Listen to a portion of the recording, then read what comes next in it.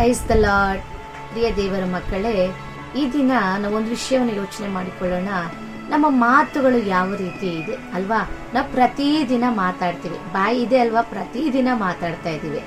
ಆದರೆ ಈ ಮಾತುಗಳು ಹೇಗಿವೆ? ಬೇರೆಯವರಿಗೆ ಈ ಮಾತುಗಳು ಬಲ ಉಂಟು ಮಾಡ್ತಾ ಇದೆಯಾ, ಅಥವಾ ನೋವನ್ನುಂಟು ಮಾಡ್ತಾ ಇದೆಯಾ, ಅಥವಾ ಸಂತೋಷವನ್ನು ಉಂಟು ಮಾಡ್ತಾ ಇದೆಯಾ? ನಾವೆಂದಾದ್ರೂ ಯೋಚನೆ ಮಾಡಿದೀವಾ? ಹೇಳಕ್ಕಾದ್ರೆ ಒಂದು ಕ್ಷಣ ಯೋಚನೆ ಮಾಡಿ. ಕೆಲವು ವೇಳೆ ಸಂತೋಷ ಉಂಟು ಮಾಡ್ತಾ ಇದೆ, ಕೆಲವು ವೇಳೆ ದುಃಖ ಉಂಟು ಮಾಡ್ತಾ ಇದೆ, ಕೆಲವು ವೇಳೆ ನಮ್ಮ ಮಾತುಗಳಿಂದ ಬೇರೆಯವರು ಜಿಗುಪ್ಸೆಯನ್ನು ಕೂಡ ಅನುಭವಿಸ್ತಾ ಇದ್ದಾರೆ. ಹಲ್ಲೆಲೂಯಾ. ಆದರೆ ದೇವರ ಮಕ್ಕಳಾಗಿರುವ ನಾವು ಪ್ರತಿದಿನ ದೇವರ ಮಾತುಗಳನ್ನು ಕೇಳ್ತಾ ಇದ್ದೇವೆ, ದೇವರ ವಾಕ್ಯಗಳನ್ನು ಕೇಳ್ತಾ ಇದ್ದೇವೆ. ದೇವರ ವಾಕ್ಯಗಳಿಂದ ನಾವು ಸೋತು ಹೋದಾಗ ಬಲ ಹೊಂದ್ಕೊಳ್ತಾ ಇದ್ದೇವೆ. ಆದರೆ ಆ ಬಲ ಹೊಂದಿಕೊಂಡಿರುವ ನಾವು ನಮ್ಮ ಹೃದಯದಲ್ಲಿ ತುಂಬಿರುವ ದೇವರ ವಾಕ್ಯಗಳನ್ನು ಮಾತನಾಡೋದನ್ನು ಬಿಟ್ಟು ಬೇರೆಯವರ ಮುಂದೆ ಅವರಿಗೆ ನೋವಾಗುವಂತೆ ಮಾತಾಡೋದು, ಇಲ್ಲ ಜಿಗುಪ್ಸೆಯಾಗಿ ಮಾತಾಡೋದು, ಅಥವಾ ಸೋತು ಹೋಗುವಂತೆ ಮಾತಾಡೋದು, ಆ ಕಾರ್ಯಗಳಲ್ಲಿ ನಾವು ಈ ದಿನಗಳಲ್ಲಿ ಕಾಣಲ್ಪಡ್ತಾ ಇದ್ದೇವೆ. ಹಲ್ಲೆಲೂಯಾ. ಯೆಶಾಯನು ಬರೆದ ಪ್ರವಾದನೆ ಗ್ರಂಥ 50ನೇ ಅಧ್ಯಾಯ 4ನೇ ವಚನದಲ್ಲಿ ಈ ರೀತಿಯಾಗಿ ಹೇಳಲ್ಪಟ್ಟಿದೆ: ಬಳಲಿ ಹೋದವರನ್ನ ಮಾತುಗಳಿಂದ ಸುಧಾರಿಸುವುದಕ್ಕೆ ನಾನು ಬಲ್ಲವನಾಗುವಂತೆ ಕರ್ತನಾದ ಯೆಹೋವನು ಶಿಕ್ಷಿತರ ನಾಲಿಗೆಯನ್ನು ನನಗೆ ದಯಪಾಲಿಸಿದ್ದಾನೆ. ಆಮೆನ್.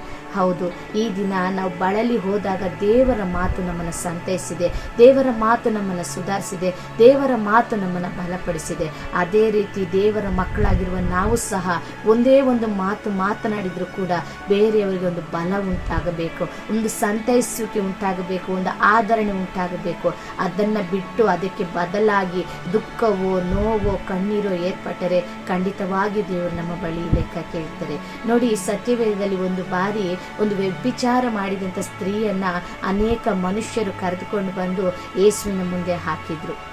ಆಗ ಯೇಸು ಒಂದು ಮಾತು ಹೇಳ್ತಾರೆ: ನಿಮ್ಮಲ್ಲಿ ಯಾರು ತಪ್ಪು ಮಾಡಿಲ್ವೋ ಮೊದಲು ಅವರ ಮೇಲೆ ಒಂದು ಕಲ್ಲನ್ನು ಹಾಕ್ರಿ ಎಂಬುದಾಗಿ ಹೇಳಿದಾಗ ಒಬ್ಬೊಬ್ಬರಾಗಿ ಸ್ಥಳವನ್ನು ಬಿಟ್ಟು ಎಲ್ಲರೂ ಹೊರಟು ಹೋಗ್ತಾರೆ. ಯಾಕೆಂದ್ರೆ ಎಲ್ಲರೂ ಕೂಡ ತಪ್ಪು ಮಾಡಿರೋರೆ.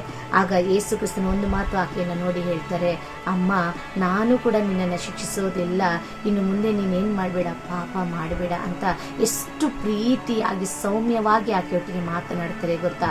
ಆ ಪ್ರೀತಿನ ಅವಳಲ್ಲಿ ಏನು ಮಾಡಿರ್ತೇ, ಇನ್ನು ಮುಂದೆ ನಾವು ಇಂಥ ತಪ್ಪು ಮಾಡಬಾರ್ದು, ಇಂಥ ಕಾರ್ಯವನ್ನು ಮಾಡಬಾರ್ದು, ದೇವರು ಇಷ್ಟು ಪ್ರೀತಿಯಿಂದ ನಮಗೆ ಹೇಳ್ತಾ ಇದ್ದಾರಲ್ಲ ಅಂತ ಆ ಮನಸ್ಸು ಕರಗಿ ಮತ್ತೆ ಆಕೆ ಎಂದಿಗೂ ಪಾಪ ಮಾಡಿರೋದಿಲ್ಲ ಅಂತ ನಾನು ನೆನೆಸ್ಕೊಳ್ತೇನೆ. ನಿಶ್ಚಯವಾಗಿ ನಮ್ಮ ಮಾತು ಅನೇಕರನ್ನ ರೂಪಿಸಬೇಕು, ನಮ್ಮ ಮಾತು ಅನೇಕರನ್ನ ಬಲಪಡಿಸಬೇಕು, ನಮ್ಮ ಮಾತು ಅನೇಕರನ್ನ ದೇವರಿಗೆ ಹತ್ತಿರವಾಗಿಸಬೇಕು. ಈ ದಿನ ಈ ಮಾತುಗಳಿಂದನೇ ಎಷ್ಟೋ ಕುಟುಂಬಗಳು ಒಡೆದು ಹೋಗಿದೆ, ಎಷ್ಟೋ ಜೀವನಗಳು ಹಾಳಾಗಿದೆ, ಎಷ್ಟೋ ಜನರ ಭವಿಷ್ಯವೇ ಹಾಳಾಗಿದೆ.